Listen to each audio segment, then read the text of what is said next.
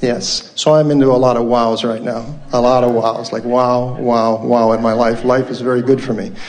So the curiosity part here is on the non-physical is sort of, the physical is an extension of non-physical. So altogether we get the all that is. So on this leading edge of physicality, we come back in a death experience into non-physical. And in that, so this is knowing and it's curiosity and it's, but I'm interested in identity in non-physical. Jerry and my parents and humanity, billions and billions. And just park that for a second, because the other thing is the young man as the physicist wondering what's big and what's little. We have the galaxies, we have the Hubble, we have a telescope called the Hubble. And if you look at this telescope images, there are billions of stars just in this, like our little sun.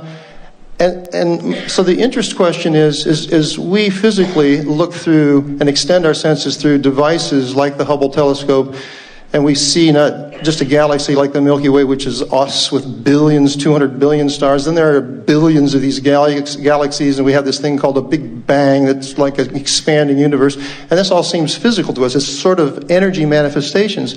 And my question is how is that perceived? So let's say I die, and I will, physically, this form. What will I see of this physical universe from the perspective of non-physical? How would it look? Or how will I see it? How will I sense it? And how will I know my identity without physical form? That's probably enough to ask. It's enough for days of conversation. First of all, it's in the vortex. And so the answers will continue to come. These are the questions that Esther is asking. And that's what happens. I mean, I get answers. I ask a question like that to you, and you're going to help me greatly. But then a lot of things will the lattice will keep filling in. Excuse me. The timer has sounded, but we're going to take a little bit of time here and at least lay a basis for a future conversation about this, because nothing is more important to most of you than the way you fit into the bigger picture. And the reason that fitting into the bigger picture is important to you is because you have perspective or perception or belief that there is a bigger picture. As we began visiting with you all those years ago when Esther began receiving us, we wanted to help you to be aware that you were more than you see in this physical body, and that there is a non-physical part of you. And in that process, in wanting to help you to define that you were more than you know here in this physical body, the disadvantage of that was it causes the non-physical to feel like it's somewhere else. Where what we're wanting you to understand is that when we talk about leading edge, we're talking about all consciousness coming forward in this moment. So when you stand in a moment and you become aware of stars and planets and galaxies and so on, they exist not just because of your perspective of them. In other words, these other people in this room exist, but not because you've created them in this moment. You've rendezvoused with them. So all of these other things that exist in what you're calling a physical reality exist in and of their own right, and you are perceiving them, but they also are leading edge projections of that which is non-physical. And the identity that you feel in your personality is so much more than you have ever had any idea that it is, because it is so much that has gone before and so much that is present in what we are calling the non-physical realm, but it's manifesting in the here and now with you.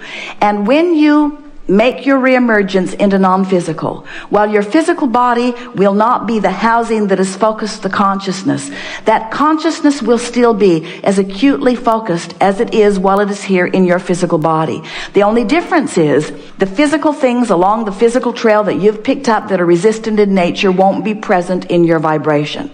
So you just become that supercell, that supersonic, that super clear, that super intelligence, that super being that you were all along, that was somewhat muted by the contrast that you were living. And when the contrast lifts, you are that again and all that you've picked up along the way. And as you interact with others, this is the thing that is coming forward in a more powerful way. Primarily because of Esther's experience with Jerry and her wanting to understand what her relationship with him now is. She wants to know how aware he is of her. Let's start in a very basic place.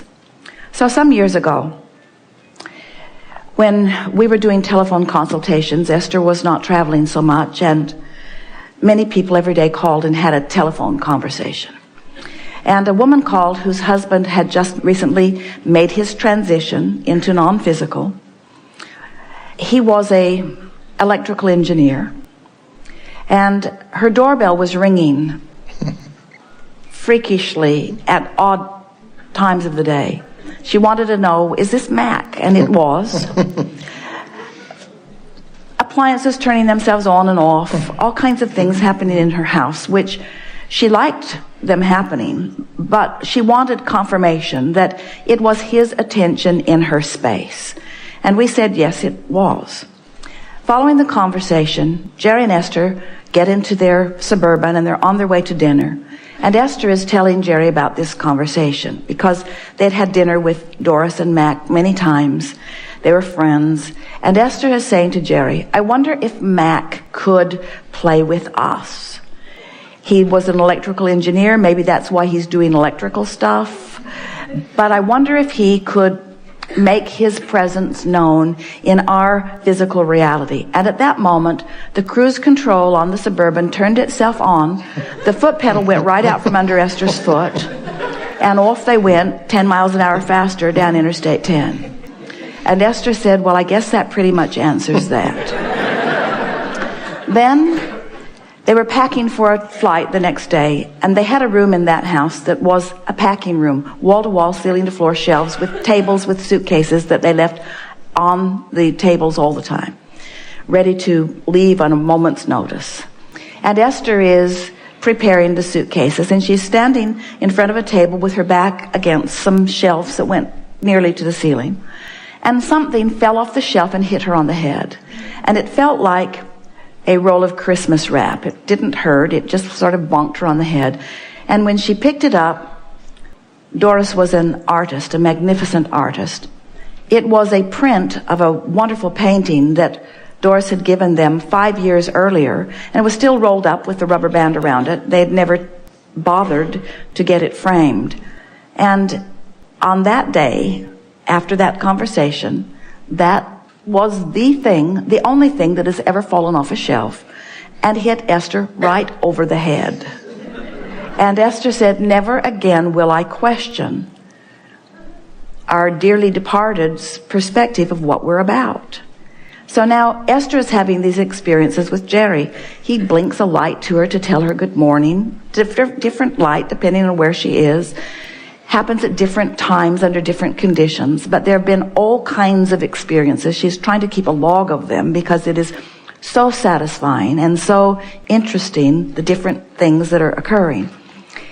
And so the question is coming to Esther.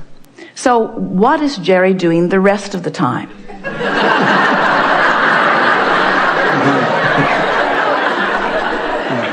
And the question also comes, is he aware of me all of the time, or do I have to focus him into being? Because she knows from her Abraham experience that if she provides an environment of well-being, if she is in enough of a state of ease or enough of a state of expectation, that with relative ease she can allow the frequency, the vibration, the consciousness, whatever you want to call it, of Abraham to flow through her. And she recognizes, there is no question in her mind, that she has been receiving Abraham through all of these years. But the difference is, she did not know that which was Abraham before she began receiving Abraham. The personality of Abraham is something that has been evolving. It is something that she has been allowing. It is something that she is co-creating with, where the personality of Jerry is a unique personality that she already identified. So what is his awareness in what's going on now?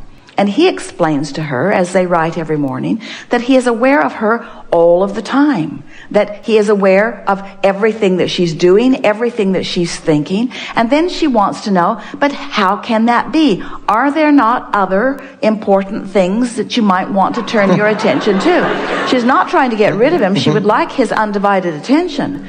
But if she's trying to find logically, she's trying to explain to herself how this non-physical consciousness works. And the only way you can understand it is by first accepting that there is for Jerry and for a blending in to that broader perspective, so there is a keener awareness, and that it is your attention to them, to us, that invites. In other words, we're not projecting ourselves there. We are invited by the vibrational frequency that you establish as you are considering. Helpful? Mm-hmm. So now take it further. There was more to your question than that. I think that handles the identity. Identity, somewhat. I mean, I don't think we'll never know until we're back.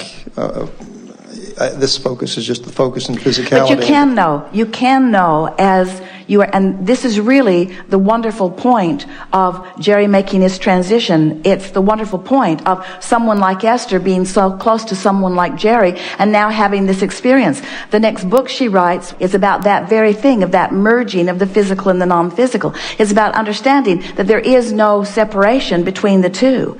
It's all about attention and perspective and vibrational rendezvousing, and it's not different than it is here in your physical reality. You are vibrationally rendezvousing, you just don't know that you are, you see.